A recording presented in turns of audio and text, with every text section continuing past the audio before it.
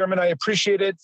Um, I'm hoping that I could use my few minutes here to cut through the thick fog of political rhetoric we've been hearing to try to identify what's really at stake in the discussion right now. And I want to thank our GOP colleagues for inviting Ms. Foster to come in to testify, because her testimony was extraordinarily clarifying of what the position of the party and members of this committee is at this point in the debate. The majority stands with versus Biden and over a half century that a woman had a right in her procreative and reproductive decision, consultation with husband, her partner, her physician, her family. She can make the decision that she needs, originally according to the trimester framework, but then for an abortion in the event of that the abortion takes place pre-viability, that is before a fetus could live outside the body of the mother. That is the Supreme Court's jurisprudence today, and that's where we are in America.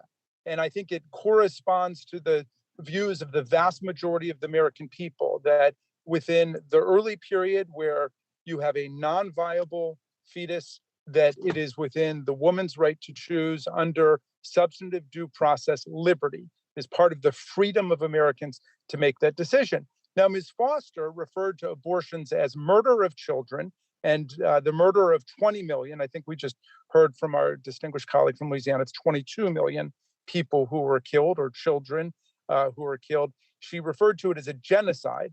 And so, but 62 I want to million. be clear. I'm sorry, 62 million. Okay. So it's 10 times, and I've heard this also in anti-abortion rhetoric, 10 times the Holocaust that took place in Europe against the Jews. 62 million, what she described as our fellow human beings and children, have been killed through abortion. Okay. And I appreciate the moral clarity of her position. She says that under the Declaration, and we just heard another colleague invoke the Declaration, and under the Constitution, that a fetus is a person within the meaning of Fifth Amendment and 14th Amendment due process. And I confirmed that with her, but right after her testimony, she's from Maryland, and I said, I just want to make sure that it's your position that a fetus is a person within the meaning of the Constitution. And she said, absolutely. Now, the reason this is so important is this.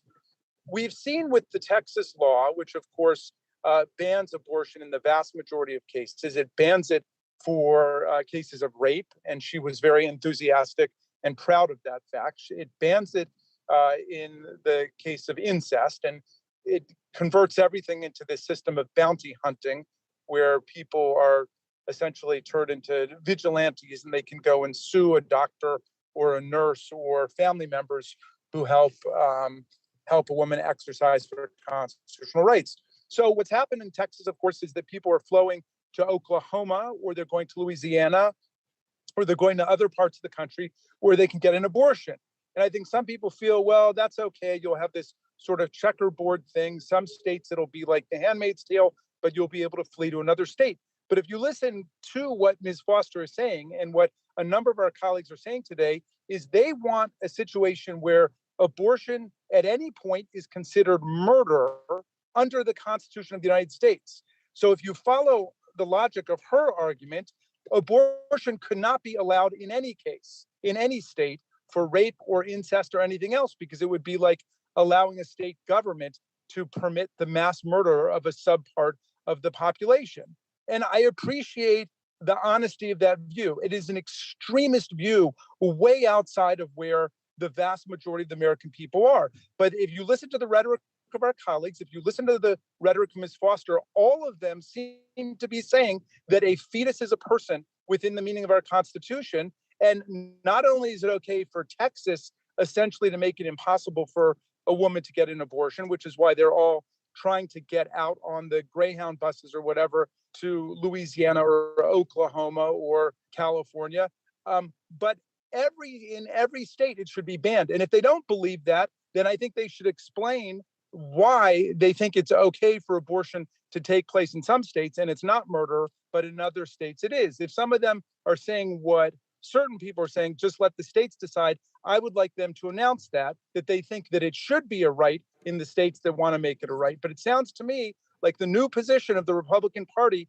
is that we should have a blanket ban on abortion across the land, and it is murder everywhere. And that is the logic of the moral and constitutional position that they have advanced today.